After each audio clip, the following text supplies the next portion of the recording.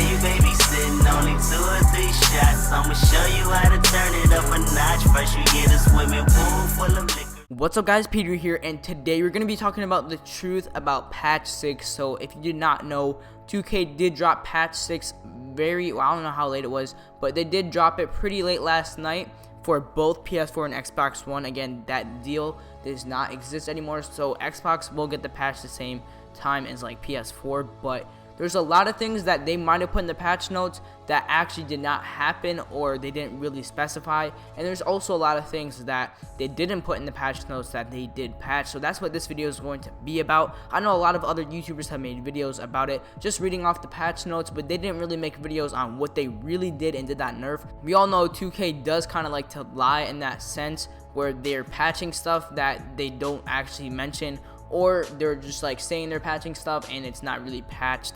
And a very good example of that is what has gotten people very mad, which is speed boosting. So make sure you guys drop a like, subscribe if you're new, and let's get right into it. So let's just go through the patch notes. If you have not already seen them, there's just all of them here, so you don't have to like go to the actual website. I'm gonna show all of them. Okay, so first screenshot here, nothing really big has been fixed, just very little things that obviously we don't even mention, but somehow they still end up patching. So there's actually 2 different screenshots of the gameplays.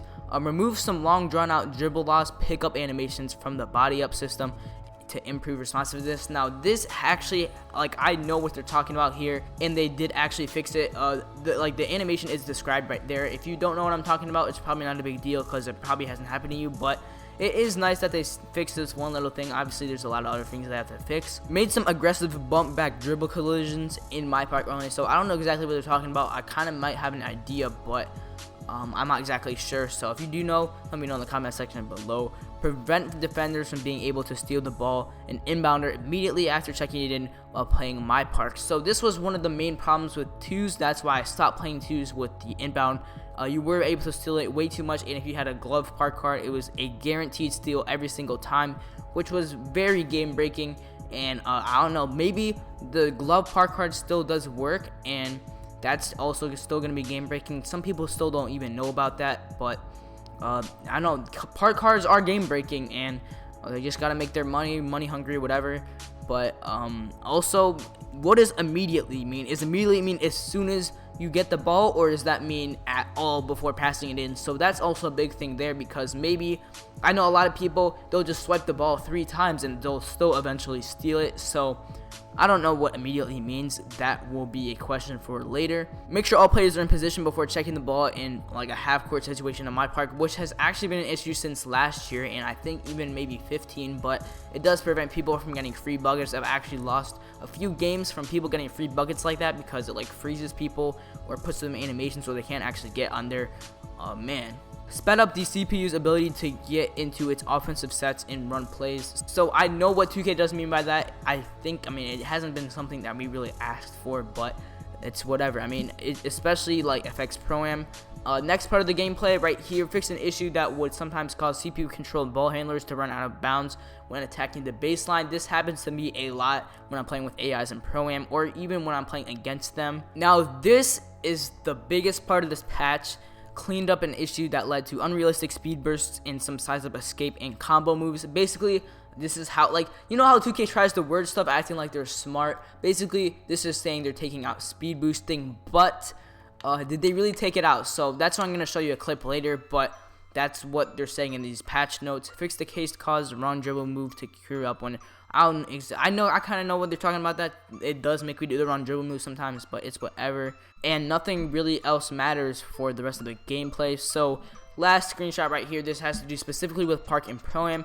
A number of performance improvements to solidify the Pro-Am experience. So hopefully this actually means you stop lagging out, but I'm not going to trust that, because why, after like the servers have been broken since 2K14, why all of a sudden do you want to start fixing these lagouts? So I'm not going to trust that. I'm still going to have to clear reserve space like every 3 days, and like never snap anything when you're like all this stuff, right? So I'm still going to do that, but hopefully they do fix the lagouts, because it's really hard to actually play a good 5-on-5 walk-on game just because there's too many lagouts. It's also fixing some hang when you're, I don't even know what a hang is, but when hopping from one park to another, I haven't had that issue, but now finally you can unequip the mascot and skateboards. I have no idea why someone would unequip a skateboard, but they did patch the mascot glitch where Superstar 3s actually couldn't take off their mascots. So yeah, that is fixed, and that's good now. I mean, it is really bad. It's really game breaking. A lot of Superstar 3s have actually just played walk-on just because they're sick of their mascot and they can't take it off, but they did finally fix that. So what did 2K actually patch? I did hop into my court, try to do some dribble moves.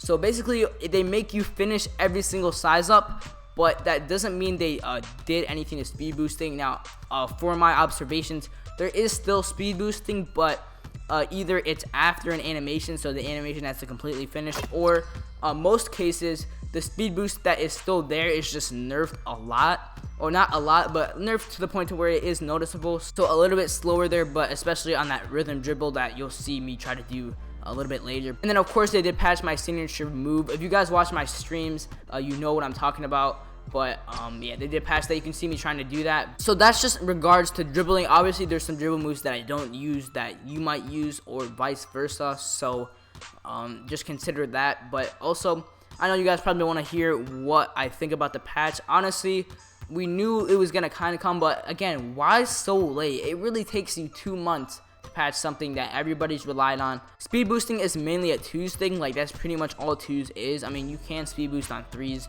but the fact that they did make the size, like, I do stuff off size ups that's not even speed boosting, so I didn't really like that idea. But I don't know, it's not hugely affecting me. Obviously I'm gonna play more Pro-Am now, but for you 2s players, especially with the inbounds, especially with this whole speed boosting, because I know a lot of guards, like, whenever I play 2s, it's always speed boost around screens and take a contested mid-range, right? So I don't know, for you 2s players it's probably a bigger deal. So speed boosting again is not completely out of the game, but the thing is 2K does come out with these hot fixes where they patch stuff without telling us, or within the patch notes they put stuff in it that we didn't actually get in the actual notes, right? So they get patched into the game without telling us. So we don't know if that's actually part of the patch or if it's a hot fix that they literally put in like right after that. So for example, when I was going into my court, they asked me to update something again, go right back to the main menu. So that's a hot fix that they actually put in with the patch that they don't tell us about. And also, Mike Wang lies to us all the time on Twitter talking about, oh, just hot fix, just the roster update, we didn't change anything. And it is clear that they do change things without telling us. So there's going to be a lot of archetypes that do get buffs and nerfs. Obviously, from what we know in the patch notes, certain archetypes are being patched, but as like there's days where sharpshooters can't shoot and then they can, and then certain releases get totally patched, or they get timed, or it's like timing differently. Some days shot creators can shoot, some days all this stuff, right? And I will be coming out with videos letting you guys know what the most overpowered archetypes or player builds are after this patch, so make sure you guys stay tuned for that. But yeah, let me know what you guys think of this patch, or if you have played Park or whatever you guys play after downloading the patch or not. Just give me your thoughts. Again, make sure you guys drop a like and subscribe if you're new for more NBA 2K17 daily content, and I'll talk to you guys in the next one. Peace.